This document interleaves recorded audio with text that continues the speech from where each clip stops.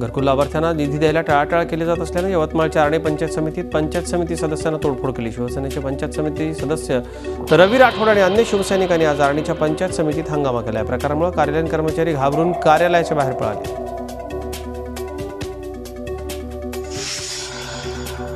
लाचलुचपत प्रतिबंधक विभागानं राजापूर तालुक्यातल्या कृषी अधिकाऱ्यांना लाच घेताना रंगेहात पकडले। तब्बल 3,80,000ची लाच घेताना कृषी विभागाच्या अधिकाऱ्यांना रंगेहात पकडण्यात आले। लाचलुचपत प्रतिबंधक विभाग सिंधुदुर्ग यांनी कारवाई केली। एका कंत्राटदाराचं बिल काढण्याकरता अधिकाऱ्यांनी लाचेची मागणी केली होती।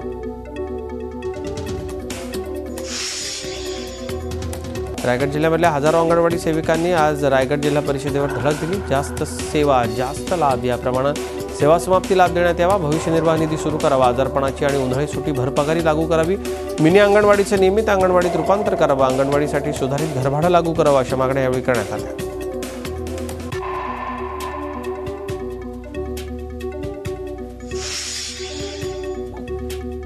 औरंगाबादेत गेल्या काही दिवसांपासून मंगळसूत्र चोर आणि लुटारूंची दहशत आहे। काल भरदिवसा गजानन महाराज मंदिर ते गारखेडा वर्दळीच्या रस्त्यावरती रिलायन्स मॉल समोर दुपारी सिनेस्टाईल थरार पाहायला मिळाला। एका लुटारूनं विनोद पेत्ते नावाच्या व्यापाऱ्याच्या अंगावर मिरची पावडर फेकली। हात आणि कपाळावर चाकूनं 2 वार केल्यानंतर या बहादर व्यापाऱ्यानं हातातल्या 1.5 लाखांच्या बॅगेची पकड ढिली होऊ दिली नाही। तब्बल 5 मिनिटांच्या झटापटीनंतर या व्यापाऱ्यानं मोठ्या धैर्यानं लुटारूला लाथ मारली। त्यामुळे लुटारूनं साथीदारांसह दुचाकीवरून पळ काढला। या प्रकरणी पुंडलिकनगर ठाण्यात गुन्हा नोंदवण्यात आला।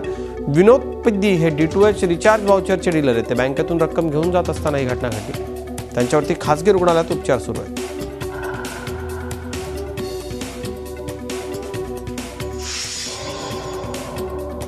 अशिक्षितपणा आणि म्हातारपणाचा फायदा घेऊन अमरावतीत एका 80 वर्षांच्या आजीबाईंची दोघांनी फसवणूक केली।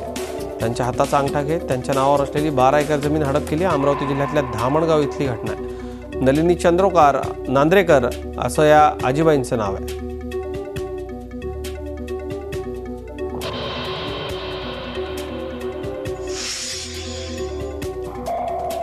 चंद्रपूर शहर आणि जिल्ह्याच्या ग्रामीण भागात घरफोडी करणाऱ्या एका जोडप्याला पोलिसांनी अटक केली आहे। बंद घरं हेरून तिथे 2 जण चोरी करायचे। स्थानिक गुन्हे शाखेने या जोडप्याला अटक केली। गुन्हे वर्तुळात ही जोडी बंटी बबली नावानं प्रसिद्ध होती। त्यांच्याजवळून चोरीच्या दागिन्यांचा मोठा ऐवज ताब्यात घेण्यात आला। गेल्या काही दिवसांपासून या जोडगोळीच्या घरफोडीच्या घटनांमुळे पोलीस दलात चिंतेचं वातावरण होतं। त्याच काळात राधाकृष्ण टॉकीज परिसरात घरफोडी झाली आणि एक महिला आणि एक पुरुष यात सामील असल्याचा सुगावा लागला। हे जोडपं सावरकरनगर भागातल्या एका घरात लपल्याची माहिती पोलिसांना मिळाली। धाड घालून पोलिसांनी सौरभ उर्फ हाजी अब्दुल सुभान खान आणि आशा भीमराव गवई हिला अटक केली। या दोघांच्या चौकशीतून आणखी काही घरफोड्यांचे गुन्हे समोर येण्याची शक्यता आहे।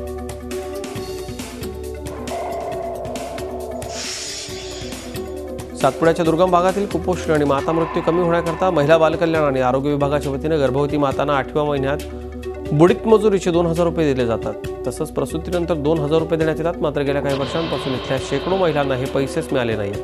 दुर्गम भागातल्या अनेक महिलांची नोंदणी झाली नसल्याचं धक्कादायक वास्तव नर्मदा बचाव आंदोलनाच्या कार्यकर्त्यांनी उघड केले। जिल्हा प्रशासन मात्र यावर काहीही बोलायला तयार नाही।